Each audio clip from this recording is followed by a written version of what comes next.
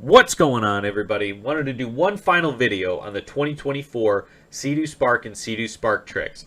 And I wanted to do a clarification video on some things, and I also wanted to do a video describing the reason why I'm still not probably going to buy one of these 2024 Sea-Doo Spark Trixx unless Sea-Doo incentivizes me to do it. So, let's go over a couple of the things that we know are facts already, and let's go over a couple of things that we have not seen so far. And those clarification points are very simply as follows. Let's pop up the Sea-Doo Spark, the new version of the Sea-Doo Spark 1-Up. So, one thing that I wanted to go over was the hull, the top deck. The bottom deck hull did not change for the year of 2024. The top deck did change. Very obviously, this is a very different design, and I wanted to kind of clarify some things here. Just so I didn't say in the last video, underneath the seat, if you pop the seat, is full access to the top of the motor. Right now, it's the 90 ACE, and you can access for spark plugs, basic maintenance on this.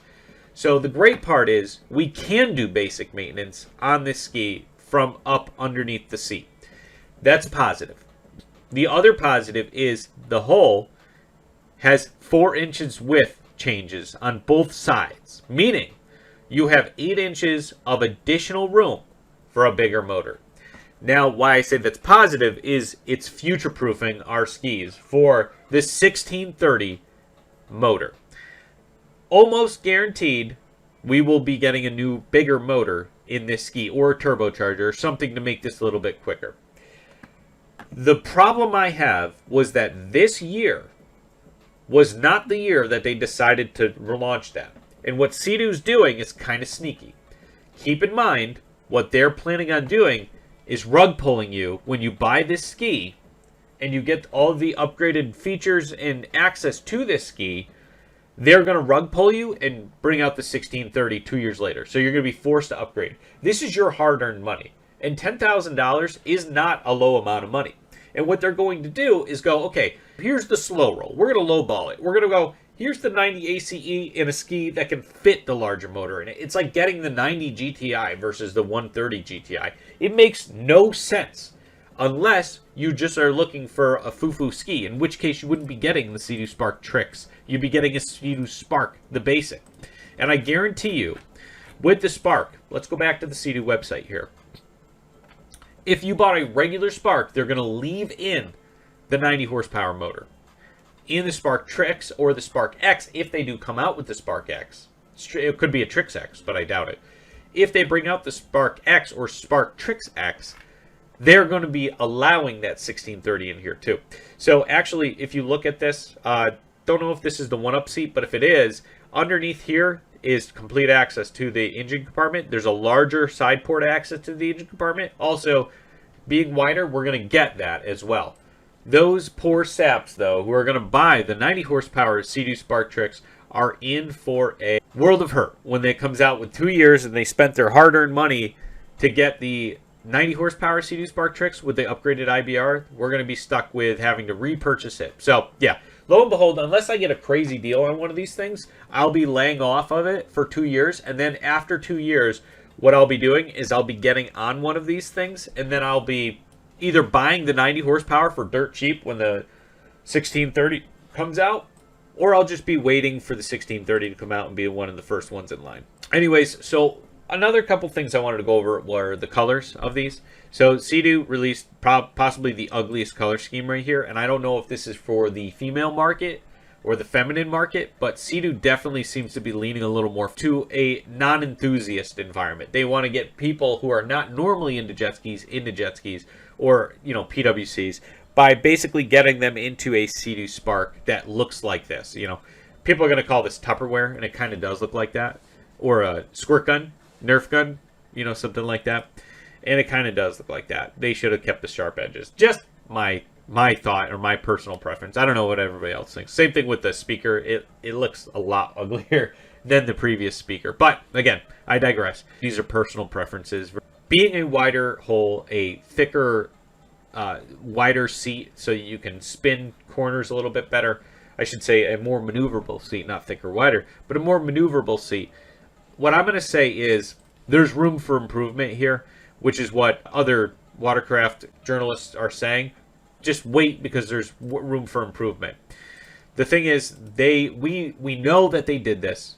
We know that they are going to come out with something better, but why not just do it all at once and give different packages for different people? Not everybody wants a faster Spark. Not everybody wants a more expensive Spark. Most people just want to be able to get on the water, and they should leave the 90 horsepower Sea-Doo Spark alone for cheap, and then they should bring different packages.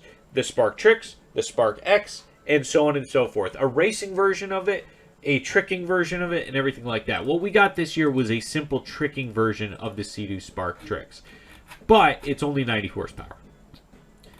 The nice part is, what they should have done with marketing is they should have marketed the new bag of tricks, the new IBR system, the ability to do donuts in reverse, and also the ability to submarine, or as they call it, nosediving here.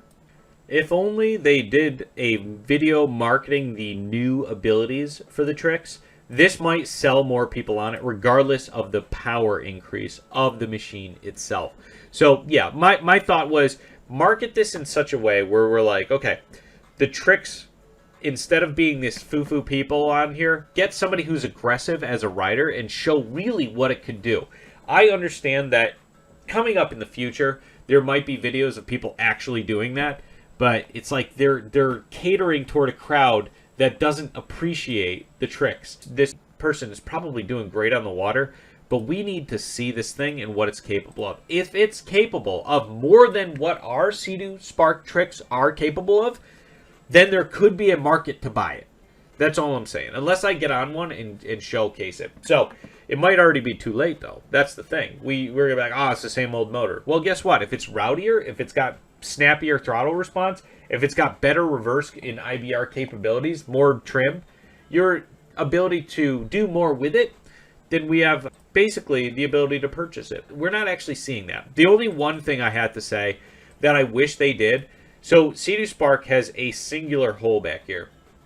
I wish they kept the mold, made it a little bit shorter, or shortened it up a little bit, and created a whole new market for these skis.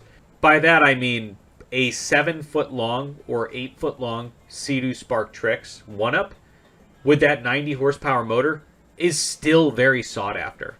I don't care if it were going to be 90 horsepower, if it were shorter. That way you can trick a lot better. And then you had this newest upgraded IBR system where you're able to submarine even more. You're able to do more things with the Sea-Doo Spark Trixx than previously before. So this may be true for this, but it's not totally different. You know, we wanted an evolution to be, if I saw a Spark X, I wanted it to be the same length, if not 10 feet long, with the 1630 motor.